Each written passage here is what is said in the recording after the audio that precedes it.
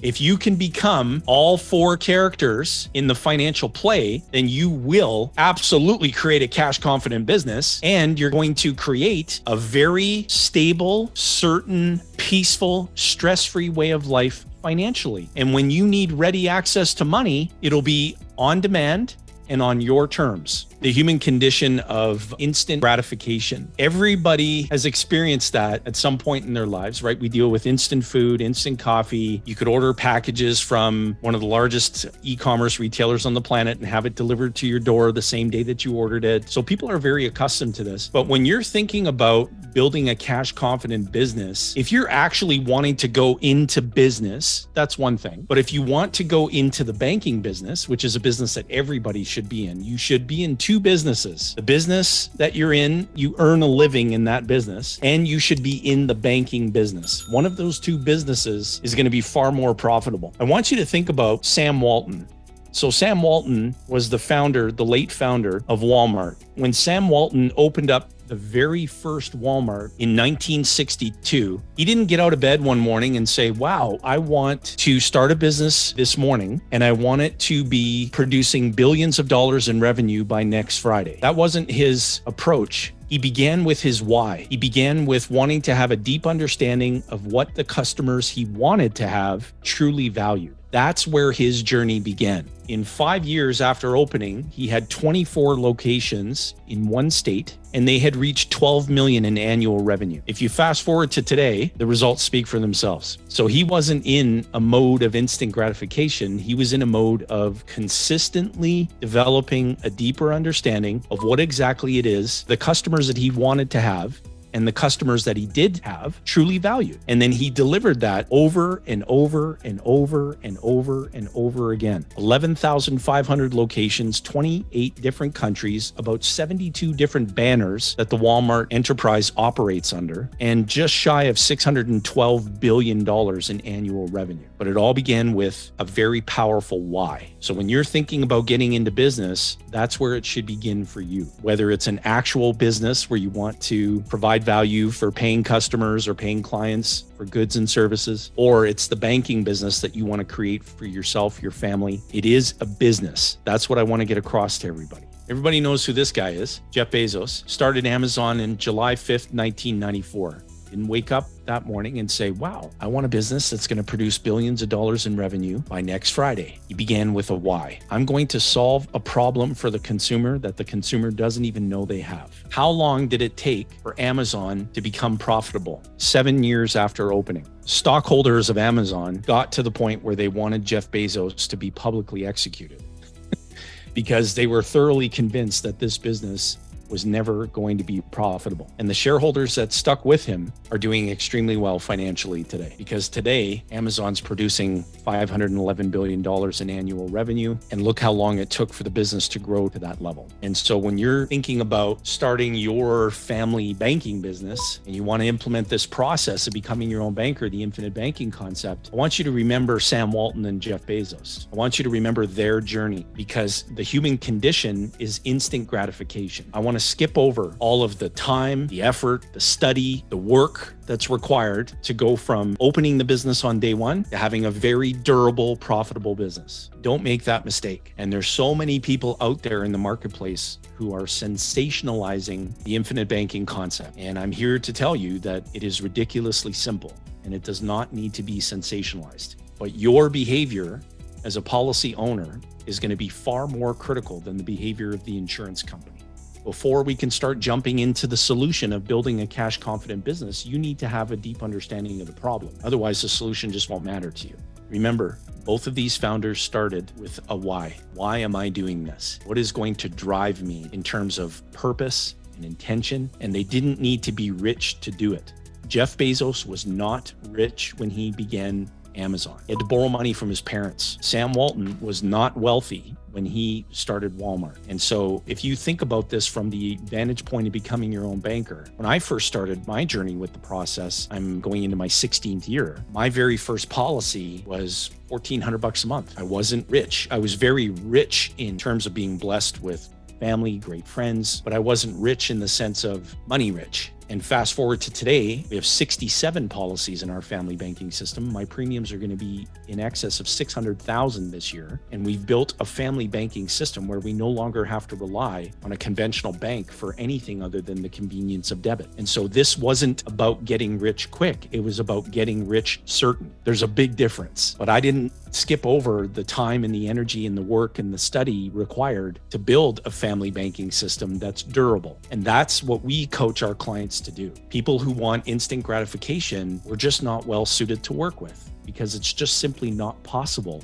in implementing this process. If you want to do it properly and you want it to be durable, you need to know your why before you begin implementing the family banking system. And you don't have to be rich to do this. You have clients that put in as little as $100 a month for policies on their kids. We have clients that put in multiple six figures a month. And we have clients who are just doing this for their families, for themselves personally. And we have clients who are doing this for their business, their partners, their key people, their joint venture partners, and so much more. And so if you fit within any of that characterization that I just described, we can help you. And this is something that you can do. Think about all the money that's just literally flying out of your bank account every single day for all those things that you need throughout your lifetime. If you were to think of all the money that you've spent up to this point in your life for everything, can you write me a check for that amount of money right now? Absolutely not. Here's the reason why. This is a fireproof bag. Everybody should have fireproof bags if you have valuables. In this bag, there's some emergency cash. Okay, and I don't have to go to any bank to get it. And if I was to think about all the things that I'm spending money on, groceries, we've got fuel, we've got entertainment, we've got taxes, we've got more taxes. All this money, this paper that's just being permanently transferred away from you. You want to keep that money in your family and you want to gradually and incrementally, not overnight, but you want to gradually and incrementally shield all of that money and keep it in the family. You're going to need the use of money for the rest of your lifetime. Plain and simple. Your money has to reside somewhere. And so you can continue transferring money away from you, continue transferring it away from your business. What do I mean by that? Well, when you pay your bills, when you transact with your debit card, what you thought was at your bank isn't really there. It's just an illusion. Look no further than what's happening with the regional banking crisis and the things that are going on. Now, the large conventional banks are just fine. They're extremely well capitalized.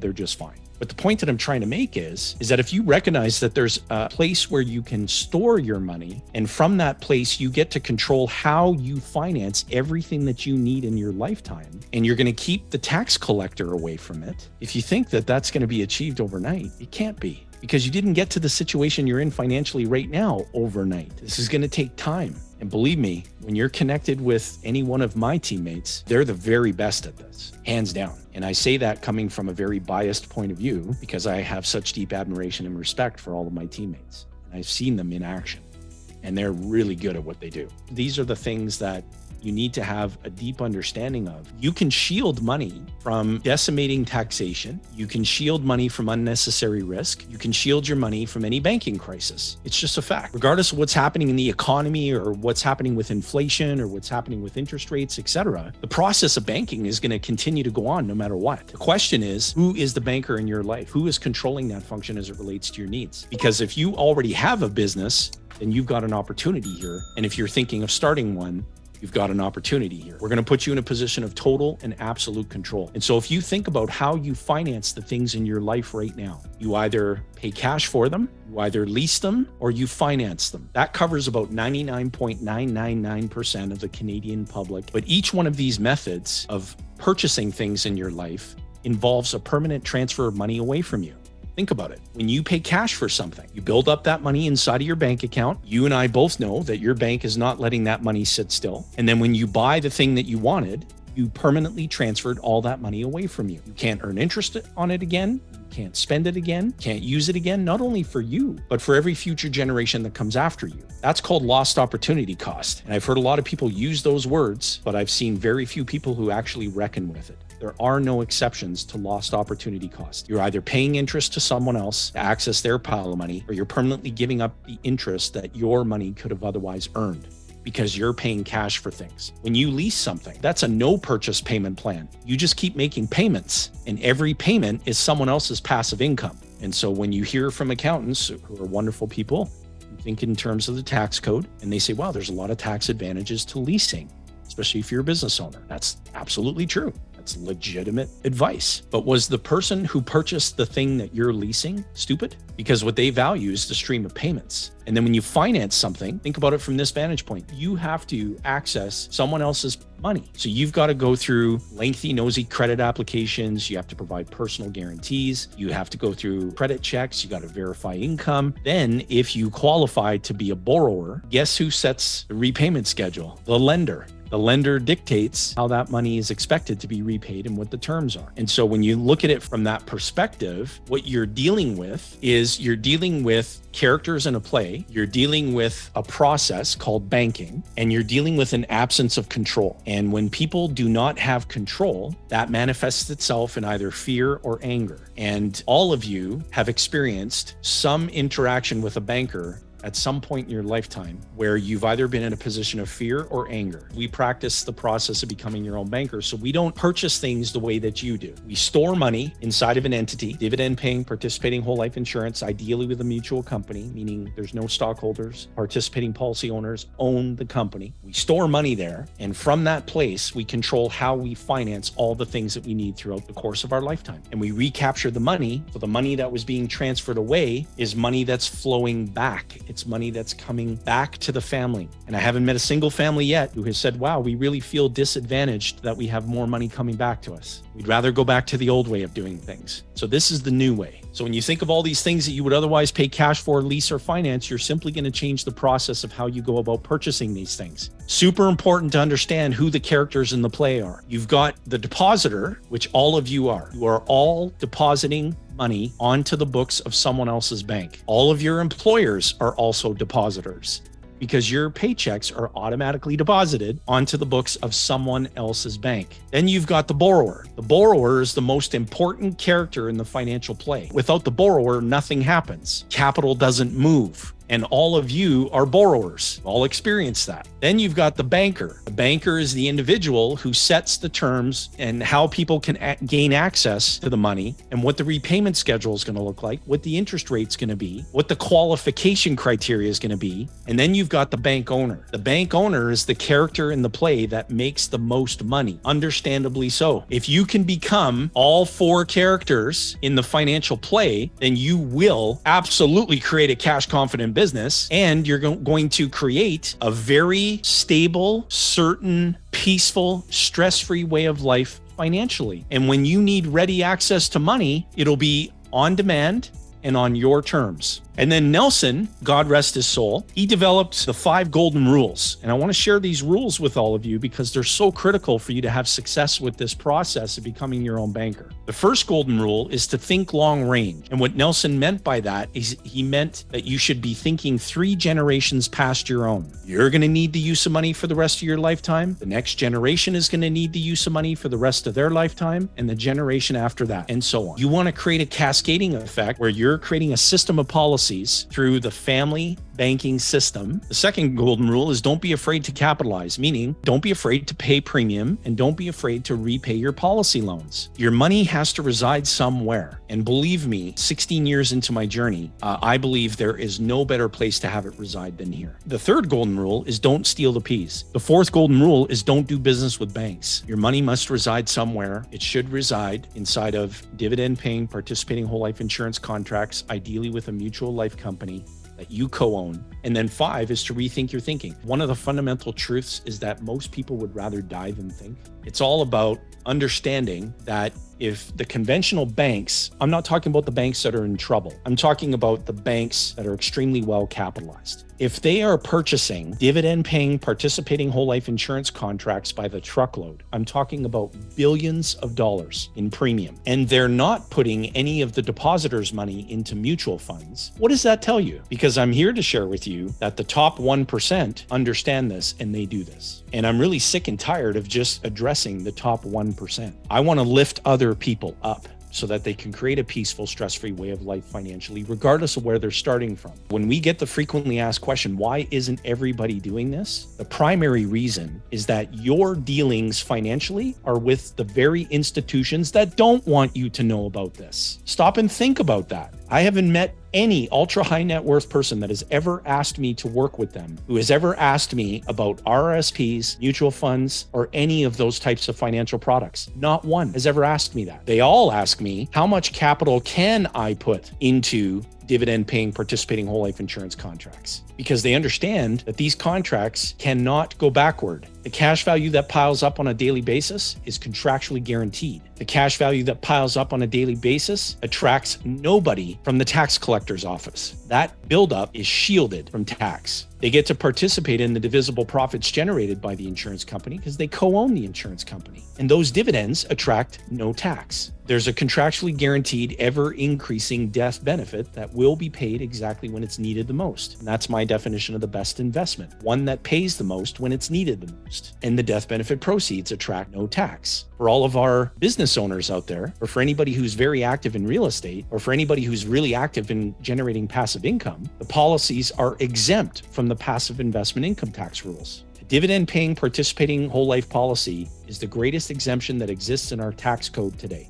And why do you think that the government would place restrictions on how much money can go into one of these instruments? Because it's a bad thing? Because they don't want you shielding all the buildup from tax. So remember, everything begins with the way that we think. And then we have to apply logic to this framework. Business owner who had said, hey, I've got surplus capital in my business right now to the tune of $500,000. And I generate a few extra 100,000 in surplus every single year. I want to create a second business, and I want that business to be my banking business. But I don't want to change my company's cash flow for the next 5 years. So I want to stagger this money into a policy, and that's exactly what the business owner did. The business owner didn't skip over the time, the effort, the study. The business owner wanted to know how to become his own banker and how to create this new business where no business existed before. And so through his study, he said, you know what I find really appealing? I said, what's that? He said, for example, take a look at what happened if we isolate this annual buildup of cash value. Let's take a look at what happened. Does everybody see what the annual increase in cash value was from year 2 to year 3? Vern, can you help me with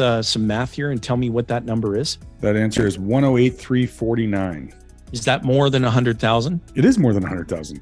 Okay, good. He recognized that too. He didn't need his accountant to help him with that. Okay. Awesome. Yeah, he figured that out on his own. He said, wow, this is really awesome. And I said, well, since you're on that track, why don't you walk me through what happened from year 4 to year 5? So he was an expert at what Nelson would describe as third grade arithmetic. Yeah. So can you do the same calculation for me? And that would be 113,190. Is that more than 100? That is more than 100. In fact, it's more than 108. Okay, good. And then after the 5th year, he said, well, here's the deal. I've done some math and I'm prepared to continue putting $24,650.11, not a penny more, into this policy each and every year. Can I do that? And what would the net effect be of doing that?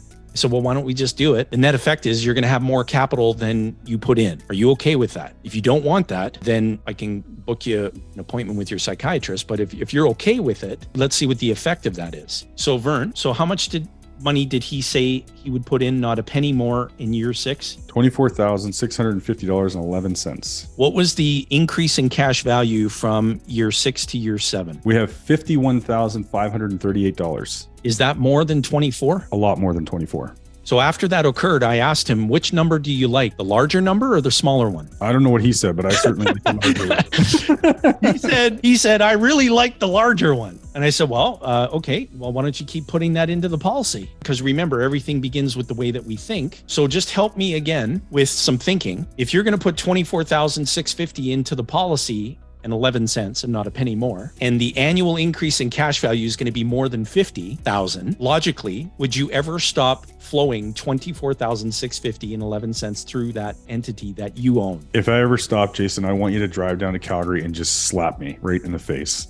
Because whose business is it? It's his business. Okay, so you remember when I was describing Jeff Bezos and Sam Walton? If somebody had explained this to them when they got their businesses off the ground, do you think that their businesses would have accelerated maybe just a little bit quicker? Absolutely. You better believe they would. There wasn't instant gratification. I put 100,000 in, the cash value piled up 85,340 in the first year. That's not instant gratification. Whenever you crank up a new business, it takes time for that business to achieve profitability and to go from startup to sustainable to durable. Let's go from year 9 to year 10. Wow, 59,574. Okay, is that more than 24? It absolutely is. That 24 had to reside somewhere. If he owns his own business, does he want the money residing in someone else's? I would hope not. I would hope not as well. And then here's the deal. He says, look, I need to purchase new equipment. So, well, how much is new equipment? He goes, well, every time I go out and get one of these machines that helps pack things, just the machine itself is like 40 grand. And then I got to pay for supplies and I got to pay for all this stuff. I said, okay, well, why don't we do this? Why don't we borrow against this accumulating value without interrupting it? He said, what does that even mean? I said, well, let's go through an actual example. So you're going to go buy that $40,000 piece of equipment. The insurance company is going to place a lien on the death benefit for the loan balance. Your entire sum of cash value is going to continue increasing every single day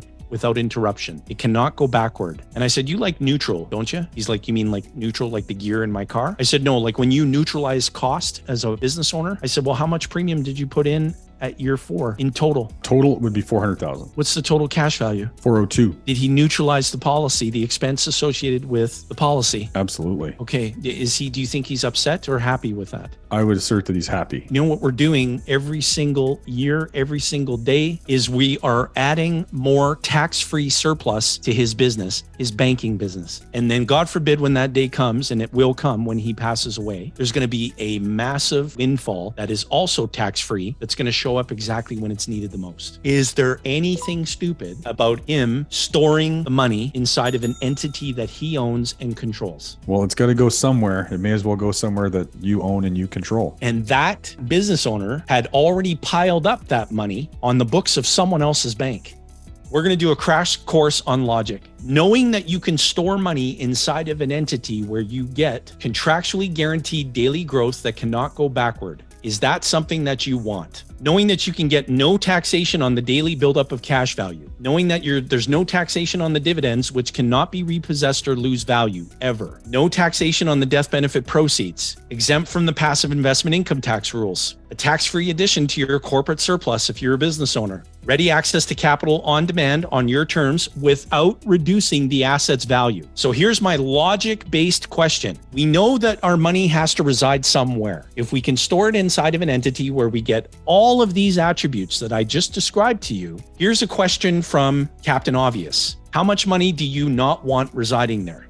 Inside of Nelson Nash's book titled Becoming Your Own Banker. If you have not read this book yet, you need to read this book. You have an opportunity. Buy one for somebody who you think would benefit from the gift of what we do. Here's what Nelson described in the book that is just so powerful. I can't emphasize to you how powerful this is. He talks about how it all reminds him of a phenomenon in physics. He says, I want you to take a pail of water to seaside, and I want you to heat up that water to 210 degrees Fahrenheit. All that you have at 210 degrees is very hot water. But once you get to 212 degrees, you have live steam that produces unbelievable power. The steam engine changed the world, but it doesn't happen until you get past 212 degrees. Lots of heat goes into the process up to the boiling point, but the dramatic power comes on suddenly. I want everybody to remember what we looked at together just a moment ago. This is where it clicked for the business owner, and he understood what Nelson meant about creating live steam. He puts the pot of hot water onto the stove and he starts heating it up. The premiums are the heat, the energy. The water is heating up. That's the cash value. He gets to a point right here where he creates live steam. The point at which the annual increase in the total cash value exceeds the input, the premium. That's creating live steam. This doesn't happen overnight. This takes time. The business owner understood that. And look at the position he's in now, where every dollar that he puts into this policy is producing far more than $1. It cannot go backward. He co-owns the lender because he's borrowing money from the life insurance company that he co-owns. The loans are unstructured. So he sets the repayment schedule. And the entire time, you ever been to a store where there's a sign on the door that says no shirt, no shoes, no service? There's a sign on his banking business front door that says, if you are in any way employed by or affiliated with Revenue Canada, you're not welcome here. He's keeping the tax collector away from that accumulation.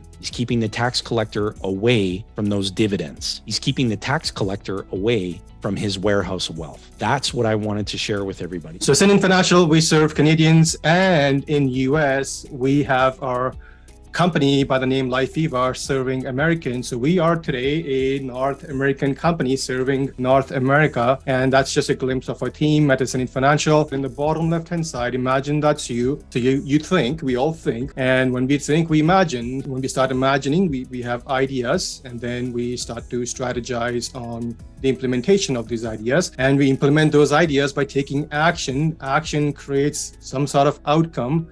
Outcome is not good or bad. Outcome is just outcome. And then we go back and rethink again. And that process starts or continues no matter what. So everything begins with the way that you think. And one of the principles, which is near and dear to Ascendant Financial and LifeViva, is we empower through education. So we have resources available to help people really understand what truly is happening out there in the financial world. And if you know what truly is happening, then you know what to do. But it all starts with how you think. Let's go down to some basic stuff. So you have a house, you have a mortgage, you make a mortgage payment. And the first thing before you make a payment, you have to earn an income. So this dollar sign here represents your income. And then a portion of the income goes towards mortgage. And when you make that payment, that money goes directly into the bank. And then you have a car payment, and money from the car goes into bank. And this bank is someone else's bank, not your bank. You may buy appliances, you may upgrade appliances. When you pay for appliances, money goes into someone else's bank. You remodel your houses, you do your deck, you do your fencing, whatever it is that you do to add value to your property. When you pay for that, money goes into someone else's bank. You buy furniture, you pay for it, money goes into someone else's bank. You pay off your credit card for living expenses, that money goes into someone else's bank. You take families for vacation, and vacation these days are actually becoming pretty expensive. Travel is expensive. And then once you're done paying for all that, it goes into someone else's bank. It doesn't matter which bank the money ends up, it always ends up in the banking system. There's only one banking system. We just call the bank with different names. You buy investments, bonds, stocks, real estate, whatever it is that you buy as investment, at some point that money ends up right back into the bank. Going back to that picture, so now what I've done is I've placed the money right around each transaction. So the moment you use that money to make payments for the things that you need, all that money goes into the bank. And the moment that happens, you have less cash confidence because you have none of that money left. And that's what Jayson talked about. He says, you're doing all the work, and someone else is getting your money, and that's the problem. That's why you have lack of cash confidence today. Now, I just looked at an average house mortgage payment. I'm not looking at Ontario payments, I'm looking at Alberta payments. So an average family pays about $30,000 per year for house mortgage. Interest rates have gone up, so payments have gone up. And an average family pays about $10,000 per year for car payments. So if you take $30,000 and you add $10,000, that's about $40,000. And this family is earning about $150,000, which is average Canadian North American family income. Now, if you look at how much money are you paying for mortgage and car combined, and how much income you're earning over the course of the year, that's 2,000 working hours that you have to exchange to earn that income.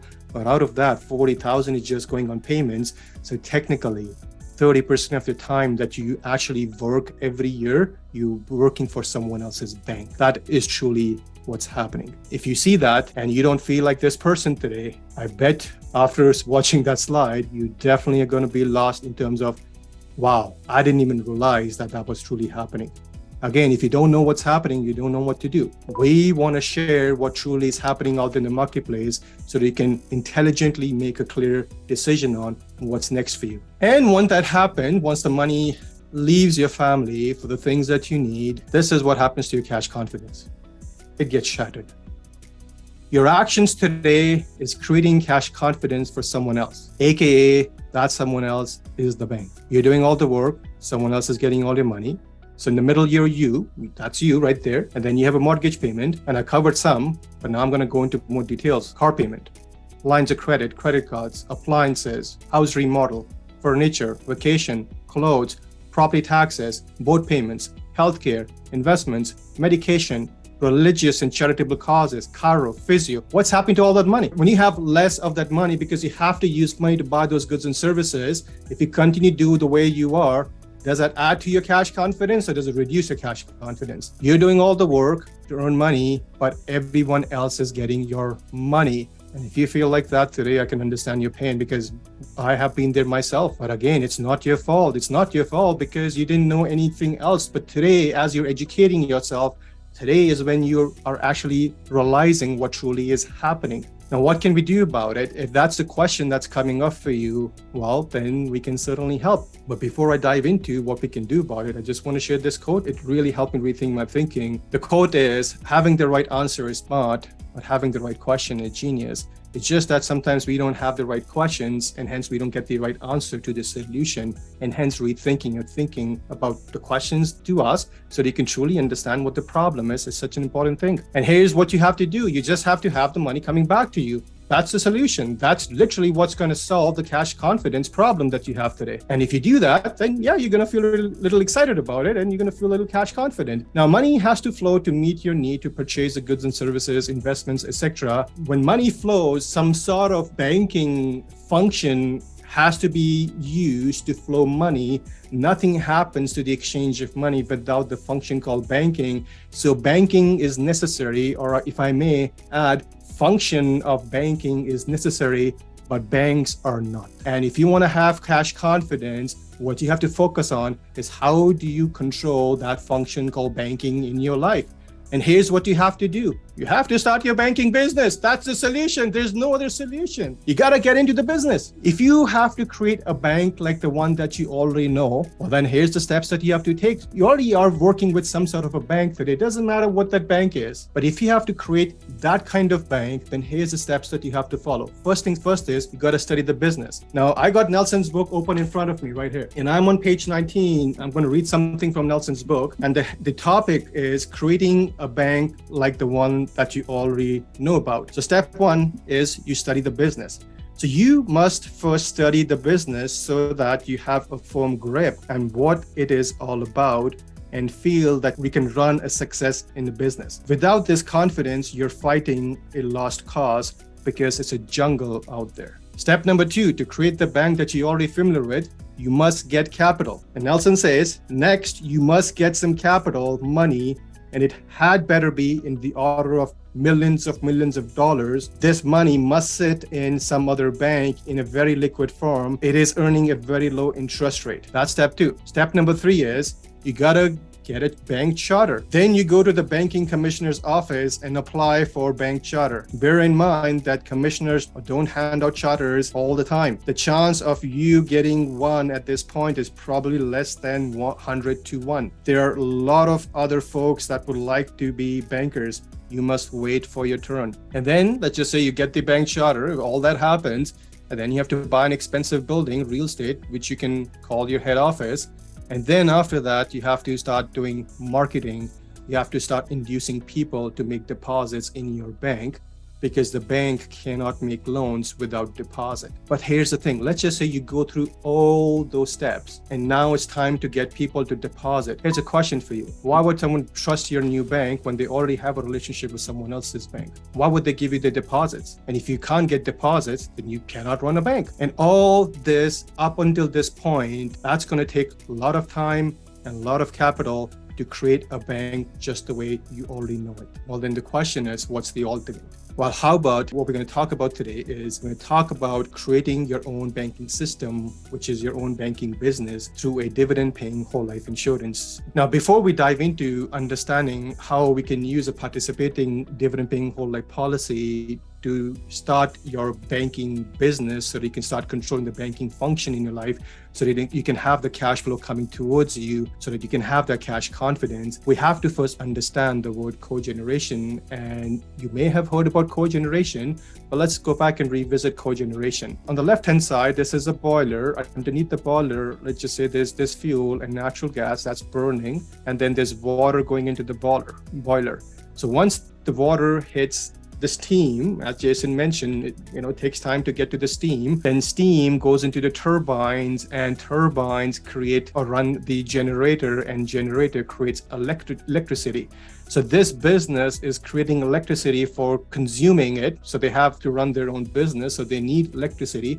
But if they consume more than what they need, they can sell it to the power grid, and that sale happens to the method of cogeneration. If the business has to sell that extra power into the power grid, they don't need to erect any additional power lines. They don't have to hire any sales force, and then they certainly don't have to ask any potential customers if they would like to buy, because the power lines are already set up by the power line companies. All they have to do is generate it, tap into their system of distribution, and distribute the power to public. They don't have to go do any of that extra work. That's cogeneration, doing things together. So you have to understand how the power distribution system works and simply tie into the established system. And it is much more efficient tapping into existing system rather than trying to do it all by yourself, because it saves time.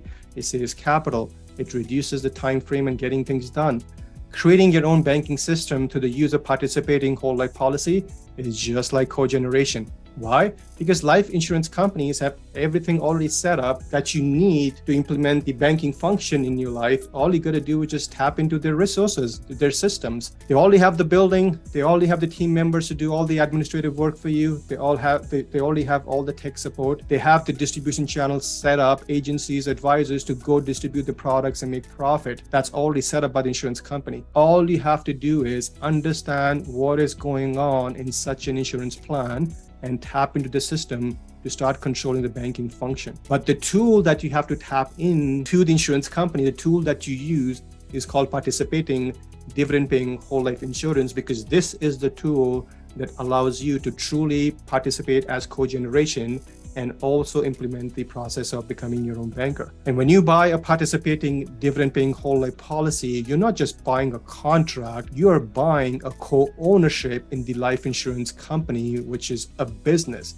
And when you buy co-ownership in a business, you're rewarded with profit via dividends. Your ownership in business is based on your contribution principle. So the more you contribute as premiums, the bigger the ownership stake you have in the business, the more profits you're going to earn. And profit is just one way to benefit by this cogeneration, but that has nothing to do with becoming your own banker. I'm going to touch base on becoming your banker.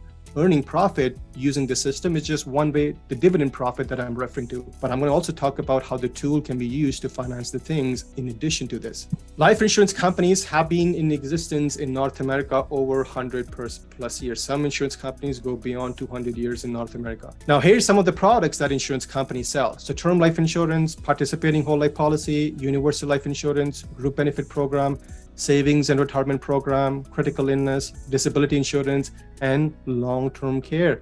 So in exchange for these products, which they sell using their distribution channels, in exchange for these products, they collect money, they collect premium, and then they deploy that capital to grow their money pool to offset all the risk that they have. So everybody who has a tool like this, who have the products like this with a life insurance company, everybody is contributing to the profits of the insurance company, because in exchange for these products, insurance companies get money and they deploy that money and they put it to work right away. Insurance company is a business, no different than how your bank deploys money and puts it to work right away. So does the insurance company. So everybody is contributing to the profits, but only participating dividend-paying whole life insurance policy owners are also, only they are sharing the profit from the insurance company. So they are the one participating in the profit, but everybody else contributes to the profit. So insurance companies collect that money, they put it to work, mostly in fixed income assets. And then when they have profit, after covering all the operating expenses, they pay profit to participating policy owners. So that's one aspect of this particular product, which is possible by cogeneration. So if you think about what else, so Jayson talked about contractual guarantees. So here's the contractual guarantee from the insurance policy or insurance company on this particular insurance policy. And the contractual guarantee is that by age 100, cash values must match death benefit. You have your family income coming in. after expenses, family income goes into premium, and you can see premium 1, 2, 3, because you have to create a system of policies. It's no different than how banks become profitable. They open more branches. No different than that. When you start one policy, you have more profit in cash flow, or you run into windfalls. You just keep expanding your system. The bigger your system becomes, the more cogeneration you have with the insurance company, meaning more dividends, but more you can also control in terms of banking function, which we're going to dive into a case study in a bit. So all these premiums go into your family banking business. Now, since it is life insurance, your premium does one thing and one thing alone, and it buys life insurance, which is death benefit. The moment death benefit gets created, it accumulates something called cash value. And a policy owner has full access to cash value. And the one way that they can access cash value is via policy loan. What they can borrow as a policy loan is 90% of cash value. And it's already pre-approved. There's no qualification for the loan. There's no income verification, credit check. There's no even consent to repay the loan. The policy owner has total and absolute control to pay back the loan. Now, the contractual guarantee is by age 100, cash values must match the death benefit. So as you continue to put the premium in, the death benefits increase. And when death benefit increases, the cash value increases. When cash value increases, the policy loan amount increases. And cash values have to increase every day to match the death benefit by age 100. And you can see that happening on my screen.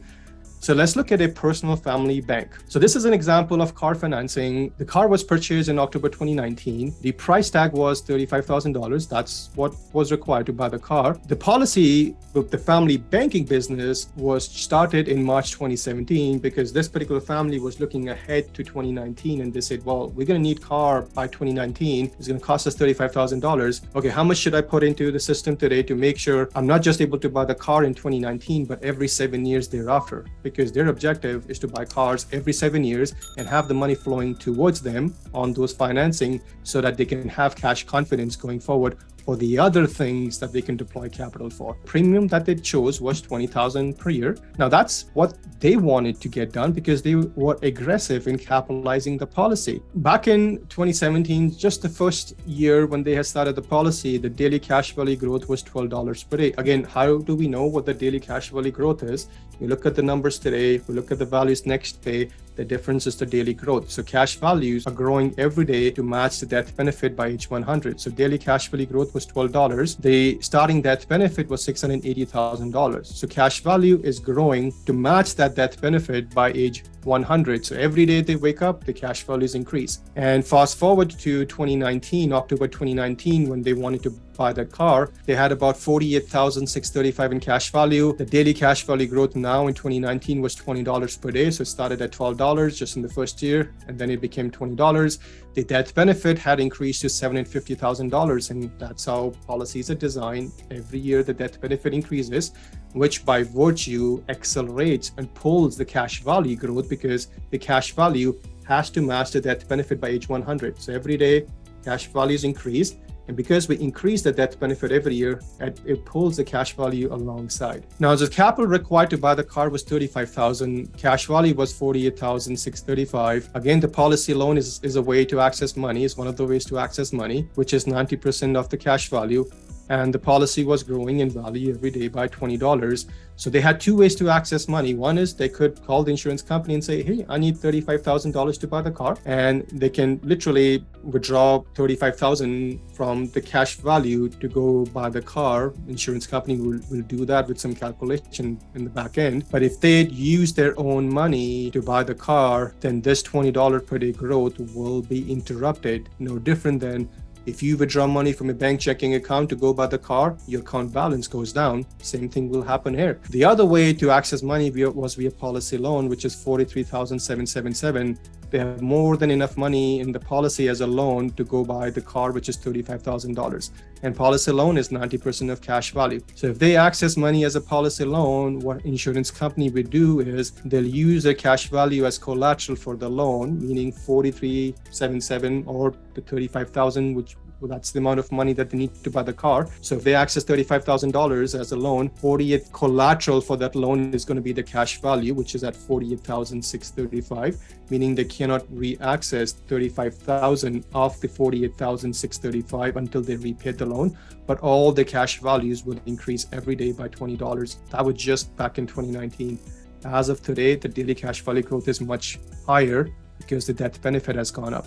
So they'll use the cash value as collateral for the loan, and they'll put a lien on the death benefit, which is almost $750,000. So the key thing is the lien for the loan is the death benefit in this case. So when they receive $35,000 as a loan from the insurance company, they use their money to go buy the car. They own the car free and clear. The goods and services that we buy using policy loans will own those goods and services free and clear. There is no lien on those goods and services because the lien for the loan is future debt self, our future death benefit. And if you use it as a loan, if you borrow money as a loan, all the cash values are still growing every day. Now, here's what transpired. So they used policy loan $35,000 to buy the car, objective accomplished. Back in 2019, because it's a loan, that money is not their money. That money is insurance company's money, which they lend against their cash values. The interest on that loan is 7%. So if you take 35,000 multiplied by 7% divided by 365, this is the daily interest, $6.70. But the daily growth in the policy is $20 a day. So Jayson talked about the word recapture. So the family in this case just recaptured the interest charged by the insurance company in the growth of the policy. So financially they're ahead. And that's their financial tailwind. The daily cash value growth is the financial tailwind pushing ahead. Even after paying the interest, they're still financially ahead. And the interest that they're going to pay back is just going to add more profit to the insurance company, which is their company because they own the company, which means them and anybody else who has a participating whole life policy will benefit from that interest because it adds to profitability, which adds to dividend. So you can see right here, we just created a financial tailwind. Does anyone know how much capital you will need or you will require for opportunities over your lifetime? Imagine you walk into a room and it's a nice, clean steel room and you have shelves everywhere. And those shelves are full of money. You start using that money for the goods and services that you need. In the end, all that money is going to be gone. But if you're using that money for the goods and services that you need, but you're also replenishing it on your terms, then shelves will never be empty, which means you will never run out of money, which means you will always be able to capitalize on the next opportunity. But if you just keep taking the money and keep spending it and you don't replenish it, then you're not going to have a business like this after a few years. It's all going to be collapsing. So here's where we create cash confidence by financing things from our own family bank. So when we make a loan repayment of $500, in this case, the family decided they're going to pay back the loan $500 per month. They're paying, they borrowed $35,000. The interest is 7%. It's going to take them 7 years to pay off the loan. That's what worked with the schedule. So that's what they said. Now, monthly cash value growth is $600 because the cash value kept growing $20 in 2019. And let's assume there's 30 days in a month. So 20 multiplied by 30 is $600. So that is the cash value growth because policy loan never interrupted that. The monthly interest is $201 because the daily interest was $6.70 in 30 days. This is the interest. So if you can see, growth is 600, interest is 201, they're recapturing it. They're creating a financial tailwind. So they pay back $500. So 500 plus 600 minus 201 because a portion of this loan repayment goes towards the interest. The other portion goes towards the principal. So 500 plus 600 minus 201 is 899. So again, the question is, where else can you pay back $500 and create access to 899? And when they did that, it created cash confidence for them because by putting the money back on the shelf, this is what they're creating, which means they can capitalize on more future opportunities. That's cash confidence. But they only did that when they created a business called banking using a participating dividend-paying whole life policy, which had certain attributes which allowed them to do all that. Because they were going to finance the car anyways. They just financed it differently using their own banking system versus someone else's banking system. Now, how would you feel when it comes to cash confidence if this was happening for you? For all the payments that you were making, you had access to more than those payments. How would you feel about that? Now, this is bank, going back to the same example. So we looked at all those payments and you're already making these payments. And before, when you made these payments, the bank got all the money, reduced your cash confidence. But now because you're financing things your family bank and you're still making payments, but all the money, that would increase your cash confidence. So cash confidence will increase. Now, everyone should be into business. Jayson talked about that. One is what you do for work to earn income. You need to provide for your family, and portion of the money should be used to create your banking system. More the better. Isn't it true? All your money is flowing to the books of someone else's bank. The bank sees your money before you do, and you're okay with that. So why object to putting all your money into your banking system? It doesn't happen overnight. You have to work towards it, and you need a coach to do that. So there's two businesses. One is what you do for work to earn income. The other is banking. And out of these two, banking is the most important one because it helps keep money in the family, which creates cash confidence. When you become your own banker by creating your private family banking business, it's a stress-free way of living. And the reason why, because it boosts cash confidence. Have you seen a boomerang? Well, what happens when you throw a boomerang? If you do it the right way with a lot of practice, it'll come back to you. So create a boomerang plan for your money so that as you use it, you have a plan for having the money coming back to you so that you can keep recycling it over and over again. But it can only happen if you're doing it through the process of becoming a banker. Create a money motion plan, not a money plan, and have the money motion coming towards you, not away from you. Creating a family banking system needs understanding. Have no doubts about it. That's what you're doing today. You are gaining education and understanding. It requires discipline to implement the idea, and it certainly requires coaching, but it can certainly change your life dramatically because it creates cash confidence, and it can change your life even beyond your fondest dreams. So here's what's required to get started. All you got to do is text the word schedule to the phone number 780-809-4599. And here's what you can expect as a follow-up. We'll stay in touch via email, and you can subscribe at any time. So step one is going to be, once you text the word schedule to the phone number, you are going to be invited to schedule your Becoming Your Banker call, which is 15 to 30 minutes. It's just about getting to know each other, see if you can add value to what you are already presently doing. Personally, haven't met any individual who cannot implement this process. Everybody can implement this process. It's just about making sure that you truly are there in terms of understanding to implement the process. So book that call. It's 30 minutes, just meet and greet. We would certainly advise you to read Nelson's book. And then after that, we will book 2 meetings, and we call those meetings the Infinite Banking meetings. Each meeting is about 60 minutes. And in the first meeting, we'll dive into understanding some of the questions that you have, making sure that you have clarity. We'll also understand what you're doing today financially, what are your financial goals, so that we understand where you are financially, where you need to go. And then in the second meeting, we'll walk you through what your family banking business is going to look like and how you're going to use it going forward. And most importantly, how we're going to work with you going forward. So that's the second step. The third step is we will get you through the underwriting process, because until and unless we go through the underwriting process as we use the life insurance tool, it's just a moot point. We have to complete the underwriting process. So we do the application, we do the underwriting. Once the policy is approved, we settle the policy, and then away we go. Immediately, we create a client onboarding meeting where we walk you through your portal. You'll see your cash values growing every single day. We'll execute on the plan that we have put in place in terms of using your family bank. It's going to work right away. You don't have to wait months or years to get started. It's going to work right away. And then part of our process is to just check in every 6 months, see how things are. We like to stay in touch. Coaching is very important for us. So we do one-on-one coaching, but we also do quarterly group client coaching session. We pick a topic, we get feedback from our clients, what's on top of their mind that they want us to coach on. So we bring everybody together and we do a couple of hours coaching session. So that's quarterly, and it's recorded. And everything that we do for clients is recorded and posted in a client exclusive portal, which is available to all clients 24/7, 365. You will get your unique user ID and password to log in and watch all that content. All frequently asked questions on how do we get a policy loan, how do we repay policy loan, how do we change beneficiaries, etc. All that is already posted in the client portal. So here's the next step. Take action. Text the word schedule to the phone number 780-809-4599 and book your Becoming Your Banker call. And let's get started. Let's see how we can add value to what you want to do using your family bank.